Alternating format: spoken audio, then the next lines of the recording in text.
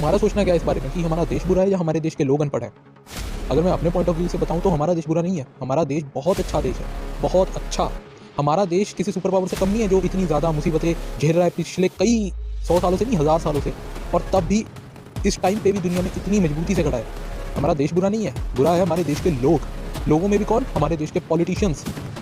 क्योंकि उन्हें तुमसे या तुम्हारे देश से, जो उन्हीं का देश है एक तरह से, उससे कोई घंटा फर्क नहीं पड़ता। उन्हें फ़र्क पड़ता है उनकी फैमिली से कि वो सेटल है अच्छे से नहीं, या उन्हें फ़र्क पड़ता है अपनी जेब से कि उनकी जेब में 5 साल के अंदर कितना माल जाएगा। उन्हें सिर्फ तुमसे तब मतलब होता है जब उन्हें तुमसे तुम्हारी वोट चाहिए। कहने को तो चाइना, रशिया, ये कंट्रीज़ भी हैं, इनमें क्या कौन सा राज चलता है? इनमें चलता है डिक्टेटरशिप। चाइना में तो डिक्टेटरशिप ही है। वो हमसे क्यों आगे है? फ़र्क बताऊँ क्या है डेमोक्रेसी और डिक्टेटरशिप में? जब कोई डिक्टेटरशिप में हो तो वो राजा होता है उस कंट्री का, और एक जो राजा होता है ना, वो पहले कितना भी कुछ बुरा कर ले, लेकिन एट द एंड उसको ये समझ में आता है कि वो इस कंट्री का डिक्टेटर है, तो एक तरह से ये उसका घर है।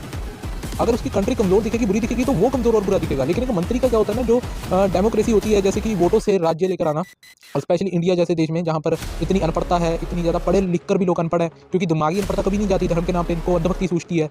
धर्म का इन्हें ये भी नहीं पता कि धर्म होता क्या है सच में।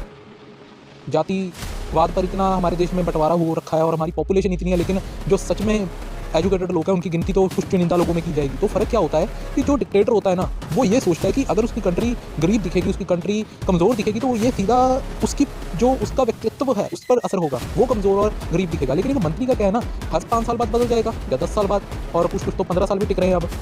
तो इन्हें ऐसा होता है कि अब लूट लो जितना लूट सकते हैं, क्योंकि जब हारेंगे तो इनसे कोई हिसाब तो मांगेगा नहीं, लेकिन जो अगला बनेगा फिर वो देखे हमने तो कर लिया जो करना है, और आम लोग गए अपनी माँ चुदाने। ये चल रहा है हमारे देश में।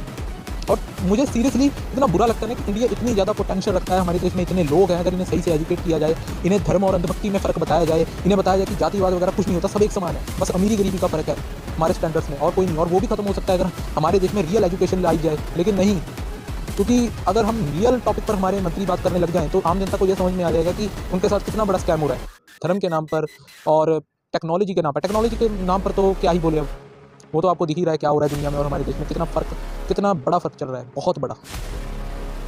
इस टॉपिक पे अगर हम लंबा खींचने में जाए ना, तो आई थिंक इस टॉपिक पर एक पूरा दिन बात की जा सकती है।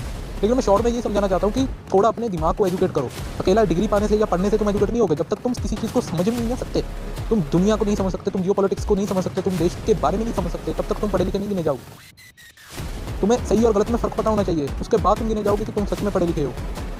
समझ रहे हो ना मेरी बात को? जितना लंबा खींच सकते हैं उतना खींच जाएगा, क्योंकि बुराइयाँ ही बहुत हैं। किस बात पर हम चर्चा करें इस मामले में?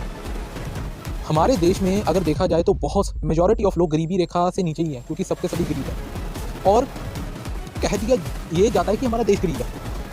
किस एंगल से? तुम खुद अपना दिमाग लगाकर सोचो, हमारा देश किस एंगल से गरीब है? हमें कितने लोगों ने लूटा बीते कल में? और आई थिंक अंग्रेज़ों से ज़्यादा तो हमें कोई लूट कर नहीं ना गया।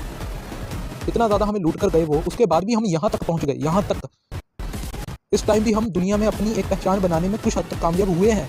उसके बाद भी कहते हैं कि इंडिया गरीब देश है। नहीं है, इंडिया गरीब देश नहीं है, गरीबी से किया जा रहा है।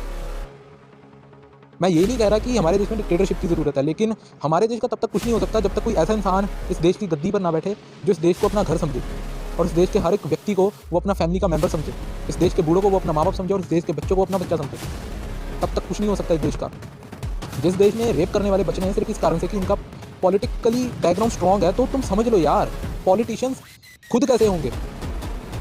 सिंपल सी बात हम ये कर सकते हैं इस टॉपिक के ऊपर कि हम बुरी तरह से फंस चुके हैं डेमोक्रेसी के नाम पर, बुरी तरह से फंस चुके हैं। हमें ये चीज़ देखनी चाहिए इन फ्यूचर, हम किसी बुढ़े व्यक्ति को या किसी ओवर एज व्यक्ति को वोट देने की जगह हमें खुद एक ऐसा व्यक्ति चुनना चाहिए जो बहुत एजुकेटेड हो, यंग हो और सारी चीज़ को समझता हो, और उसे हमें वोट में खड़ा करना चाहिए और उसे जिताना चाहिए, ताकि हमारे देश की जो बैकबोन है वो स्ट्रॉन्ग हो। ये बुढ़े बहनचोद कुछ समय में खुद तो कवर में जाने वाले हैं, जाते जाते हमारे देश को भी ले जाएंगे। आई होप तुम मेरी बात समझ रहे होगे।